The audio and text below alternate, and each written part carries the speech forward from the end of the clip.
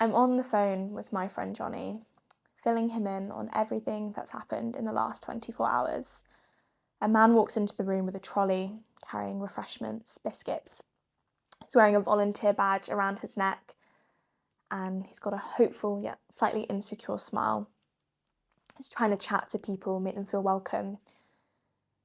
As I sit on the phone eating my snack, I notice the room around me more and more. There are about 12 seats lined up, everyone either doing a Sudoku on their lap or playing on their phone or chatting quietly amongst themselves. And as I'm chatting, all of a sudden this woman kind of comes bustling in with her boyfriend, husband maybe. She's carrying this huge overnight bag and she sits down directly next to me. And when she came in, I had just started my call, so I was recounting everything that happened, and I could feel and notice that she was leaning in more and more, that she was kind of, I guess, maybe eavesdropping on my conversation. She was a bit distracted by what was in front of her. I eventually hung up the call, and she had now leaned in so much that I had to face her. So I did, and I looked at her, and she started off by apologising, saying sorry for eavesdropping. And I said, that's fine, that's okay. And she said, I've had the exact same 24 hours as you. And I was a bit taken aback.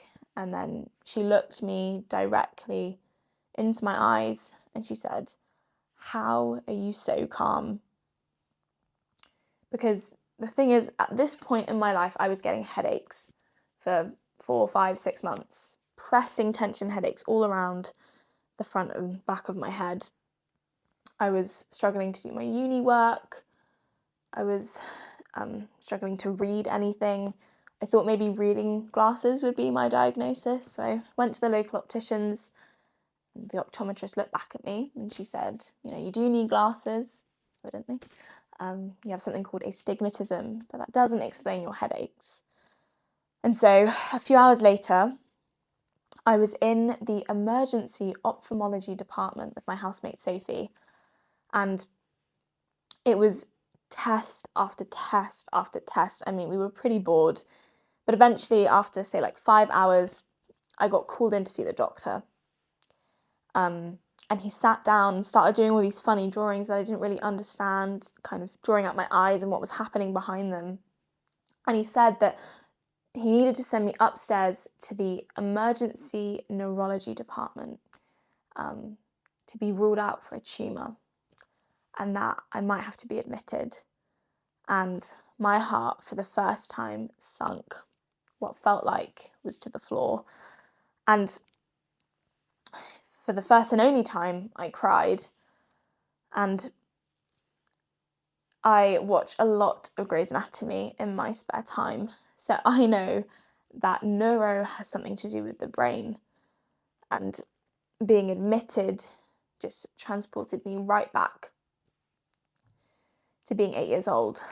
Because the thing is, as well as getting headaches, I really don't like hospitals. It reminds me of being sat in a waiting room, a little girl clutching my teddy, wet, confused tears pouring down my face, waiting on my mom post-operation. I hate everything about the hospital waiting room.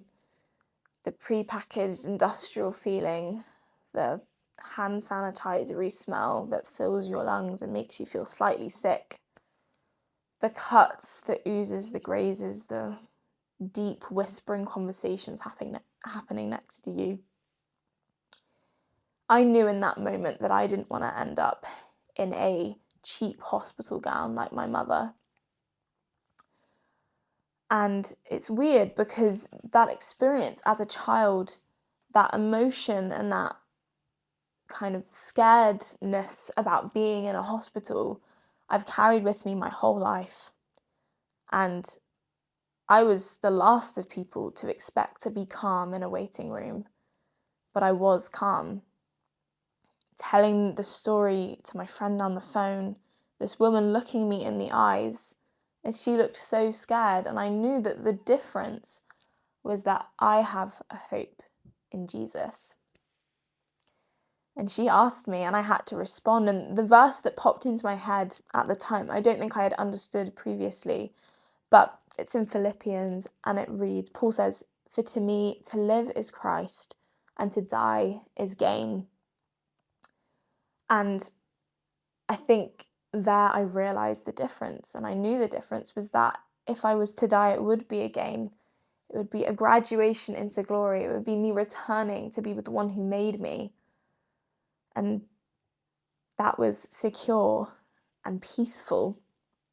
And God gave me a peace when I was sat in that waiting room. I didn't fear anything, truly. And I knew that if I was to live, it would be to live for Him better.